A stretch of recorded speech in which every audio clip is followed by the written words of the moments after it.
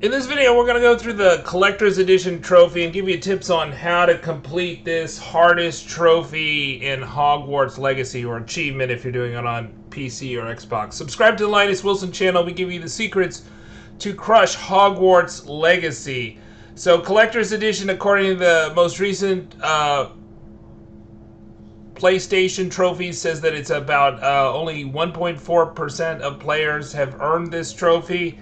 Much more than people hitting 40 points and spending all their talent points, which is 2.7. So it's about twice as hard as getting max level, and max level is also quite hard. It's about 600 collectibles, a little like 604, I want to say. So let's go to the game and we'll go through the Collector's Edition. So it's the Collections tab in your field guide that is in your menus that you need to fill up, right? So a lot of these are quite easy. You probably should be doing those through the game. I'll just go through them. First is the potions and the offensive vegetables, right? So you need to have slotted those at least once. Now, it's much better if you go to your room of requirement and you brew these and you grow these. But you could also buy these and then just slot them once. So that should be really, really easy. But I highly recommend that you invest in your room requirement and plant all these plants, brew all these potions, get the hopping pots, get everything. And these will make your power in combat so much higher, the potions and the plants. And then we'll talk about the magical beasts. So the vivarium, those you can fill up once you get the elf, the knapsack, and the loom. Although you have to wait for the phoenix and the grafhorn a little bit later, towards the end of the game. So it's like right before the end of the game. You've got a main quest with the grafhorn, and then once you get that grafhorn as a mount, you have to basically kill the grafhorns to collect them, unlike the other ones where you just nab them in the knapsack. And then the Phoenix is a side quest. Since the side quest trophy is a lot easier to get than the main trophy, you should have the Phoenix. I recommend you put those in your vivariums, breed all of them, and that's another trophy that you need to get. But you also use them for upgrades at the loom.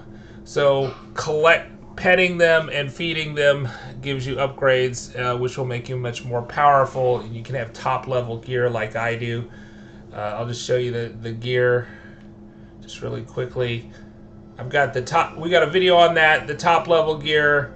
We got 4,000 health, 450 defense, and 450 offense, and it's a factor of about 80, the actual power that you get from each point of offense. So so it's exponential.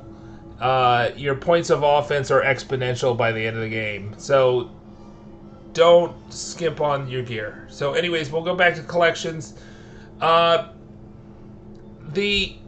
The brooms, now some of these are for challenges, like 4 of them are for challenges, but the other ones you buy, and not all in Hogsmeade. There's several vendors outside in the world, so you just want to go visit all the vendors, and when you ever see that they're offering an outrageously priced broom, you want to buy it.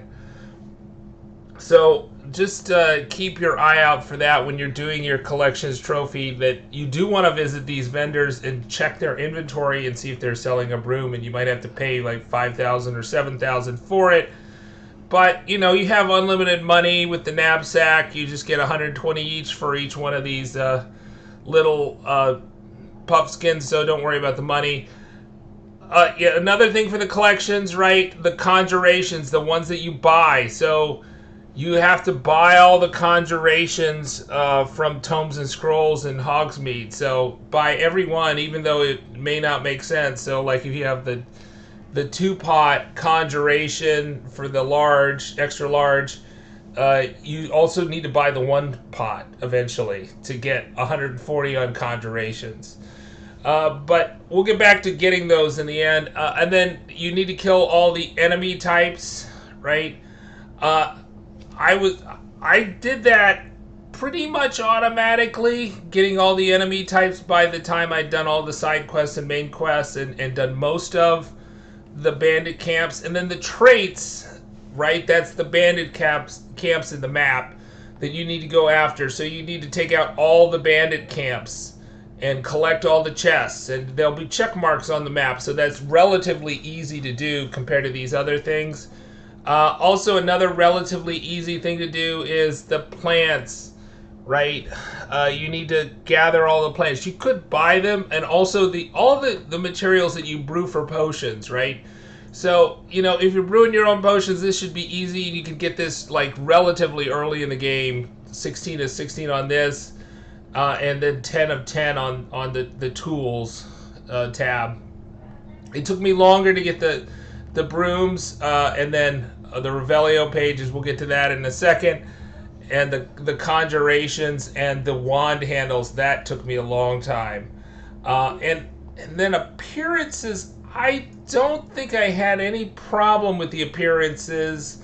There's some for, so I had the additional content, so I don't think everybody has to do that. You get some exploration appearances, some quest appearances, so you do all the quests, and you do all the challenges. So these are only challenges, quest related, or exploration related. So I assume those are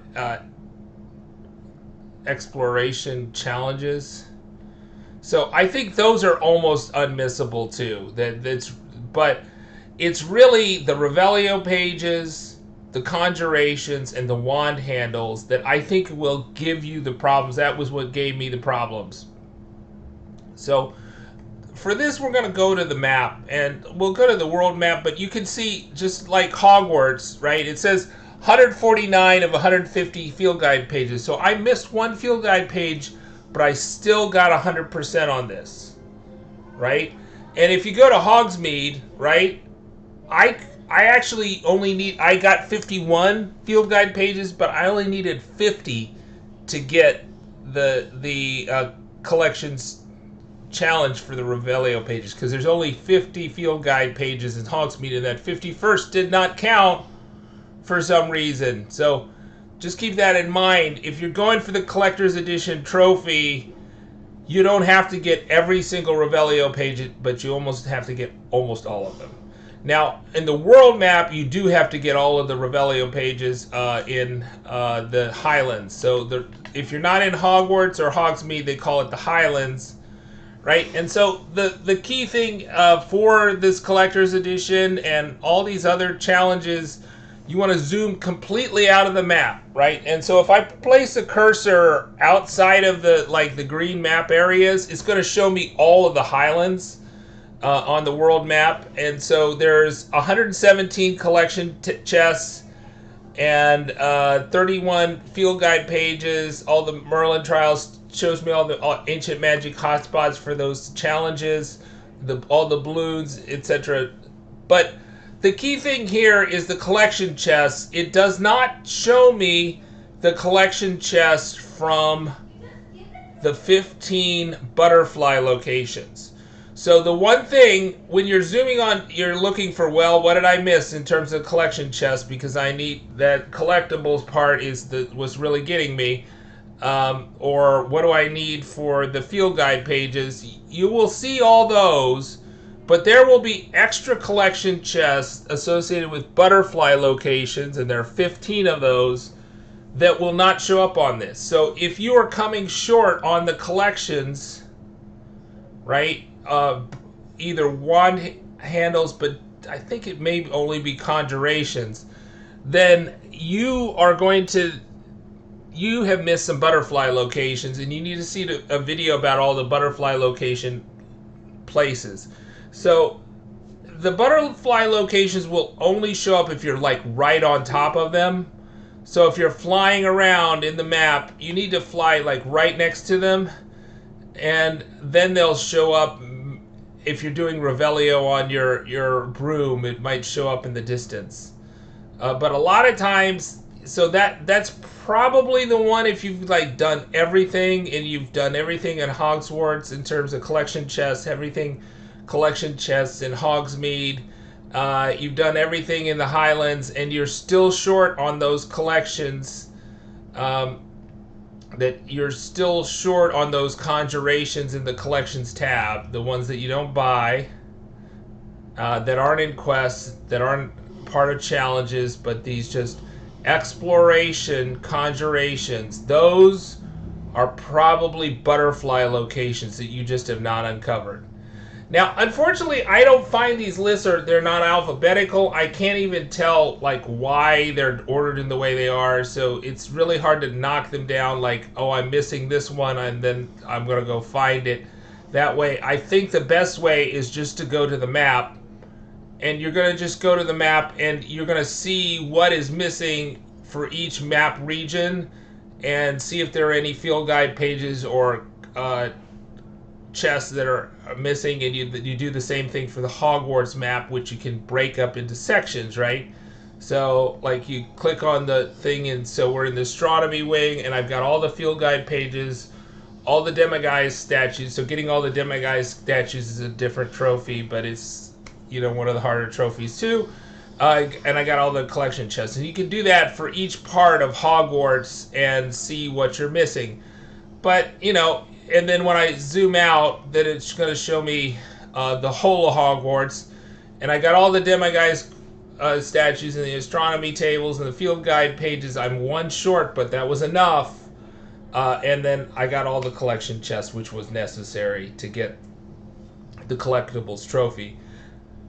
So let me know what you're having trouble with on the Collectibles trophy. Subscribe to the Linus Wilson channel. We give you the secrets to crush Hogwarts Legacy.